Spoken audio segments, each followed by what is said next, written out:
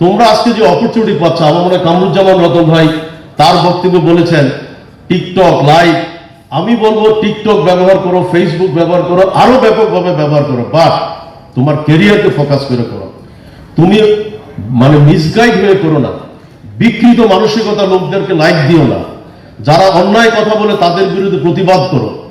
তোমরা এই মাধ্যমকে এমন ভাবে ব্যবহার করো যাতে করে সমাজে অ্যাটলিস্ট এই মেসেজটুকু পায় যে আজকের এই অনুষ্ঠানে যে বিশ্ববিদ্যালয় পরিক্রমা, আজকের যে অনুষ্ঠানে উপস্থিত হয়েছে, যেখানে মাননীয় মহাসচিব মির্জা ফখরুল ইসলাম আলমগীর সাহেব উপস্থিত, সবাই বলেছে, আমি আর রিপিট করতে চাই না, উনি কিন্তু একজন শিক্ষকতা পেশা থেকে আজকে একজন রাজনীতিবিদ হয়েছেন এবং দীর্ঘ সময় মহাসচিবের দায়িত্ব পালন করার কারণটা কি?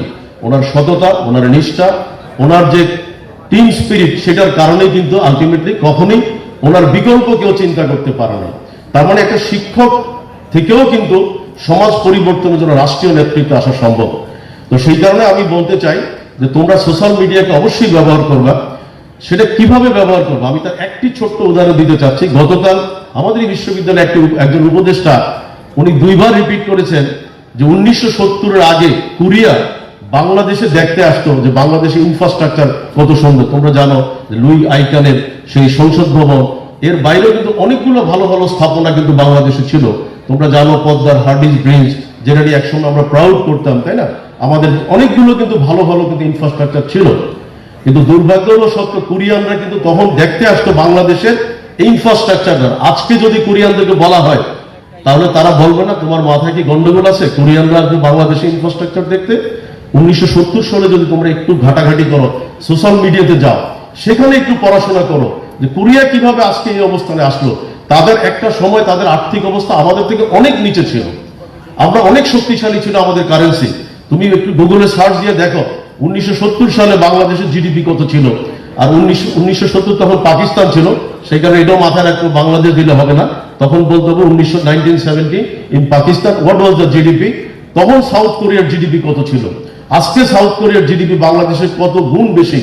আজকে কিন্তু সাউথ কোরিয়াতে তোমরা জানো তারা সমস্ত পৃথিবীতে তারা কিন্তু নেতৃত্ব দিচ্ছে।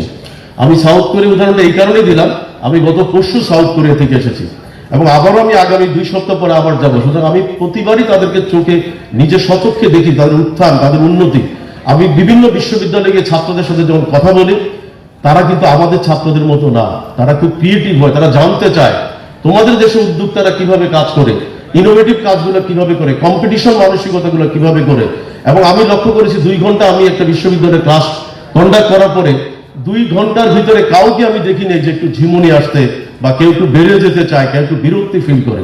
তার কারণ ওদের একটা প্রচন্ড আগ্রহ থাকে এবং সেই কারণে আমি বলবো এই আগ্রহটুকু থাকতে হবে, আমাদের ভিতরে যে স্পিরিটটুকু থাকতে হবে যে আমরা ইন্টারনেট ব্যবহার করব, সোশ্যাল মিডিয়া ব্যবহার করব। কেন সোশ্যাল মিডিয়া ব্যবহার করবো? আমার চারিত্রিক উন্নতির জন্য। সোশ্যাল মিডিয়া ডেভেলপ করবো আমার ফোকাস ঠিক করার জন্য। সোশ্যাল মিডিয়া ব্যবহার করবো আমার গোল ঠিক করার জন্য। ফোকাস করব আমি, যেমন এখানে বসে তোমরা কতজন আছো হাত তুলবে, যে তোমরা যদি হাত তোলো আমি তোমাদেরকে একদিন আমার ক্যাম্পাসে তোমাদের ফুল ফ্যামিলি সহ আমি তোমাদেরকে লাঞ্চের ইনভাইট করবো। এখানে কে আছো যে মির্জা গোলাম আর মির্জা ফখরুল ইসলাম আলমগীর উইকিপিডিয়া তোমরা আজকে দেখেছো? কেউ আছো? দ্যাটস গ্রেট, একটু দাঁড়াও। তাহলে দেখো তোমাদের ভিতরে লিডার কিন্তু এখানে উপস্থিত। তার মানে কি সে মির্জা ফখরুল ইসলাম আলমগীরের উইকিপিডিয়া দেখেছে। কেন দেখেছে? আমি যেহেতু সে দূরে, তার মানে সে তার নিজের আগ্রহে জানতে চেয়েছে। তোমরা কেউ জানতে চেয়েছো?